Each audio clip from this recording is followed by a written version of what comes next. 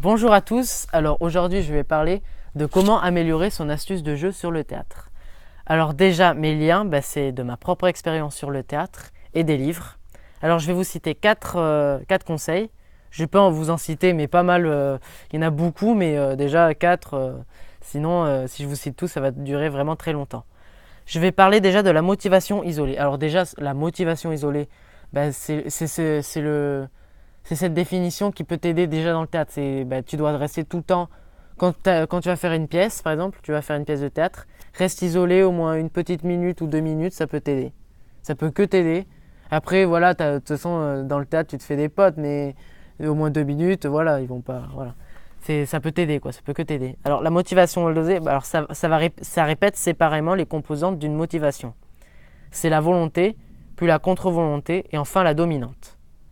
Alors ce mot, la motivation isolée, encore j'y revais quoi, je suis désolé, mais c'est vraiment très important pour rester isolé un petit peu pour t'aider dans le théâtre. Après c'est mon expérience, c'est pas, après vous dites ce que vous voulez.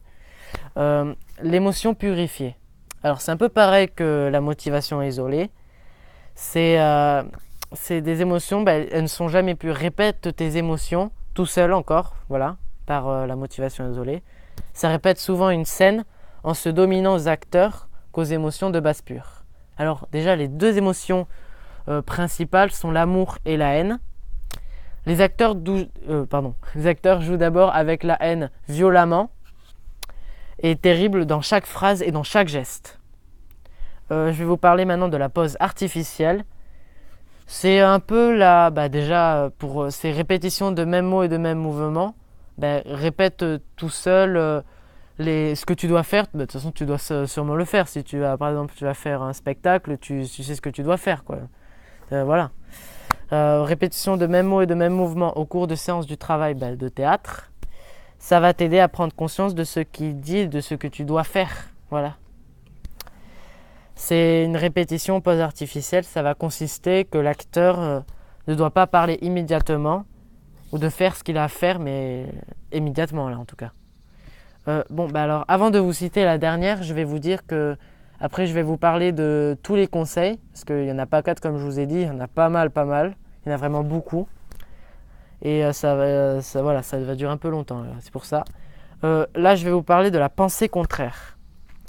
La pensée contraire, c'est que l'acteur pensera-t-il faire ou exactement le contraire de ce qu'il fera. Déjà avant de vous dire par exemple l'exemple, c'est répète un peu dans ta tête, quoi, n'aie pas peur, quoi. Encore motivation isolée, encore ce mot, je suis désolé, mais il est très important. Alors dans la répétition de la pensée contraire, c'est que l'acteur va penser, éprouver le contraire de ce qu'il dira par la suite. Le texte et son action, ça aura les nuances possibles d'une variante. Alors là j'ai fini les 4 conseils pour vous aider. Après, c'est comme je dis, c'est mon expérience. Après, il y en a sûrement d'autres, hein, c'est sûr. Bon, là, je vais vous citer les conseils, les mots pour les conseils des définitions. Alors déjà, il y avait la motivation isolée que j'ai citée. Après, il y avait l'émotion purifiée, la pose artificielle et la pensée contraire. Répétition de la réplique. Oh là, excusez-moi, il y a un avion, je suis vraiment désolé. Ah là là. Bon, je suis vraiment désolé.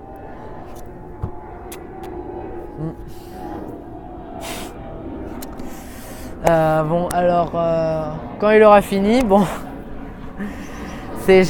crois que j'étais à la répétition de la réplique, je pense, oui, c'est ça.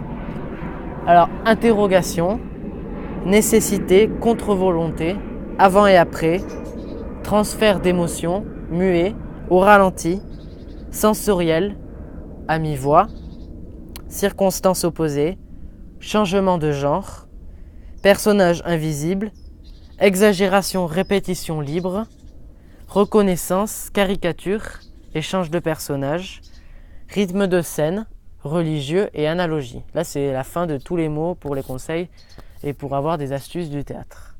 Alors, c'est la fin. N'hésite pas à liker cette vidéo, n'hésite pas à la partager. Et voilà. Et c'était le Alex Show. Merci à tous.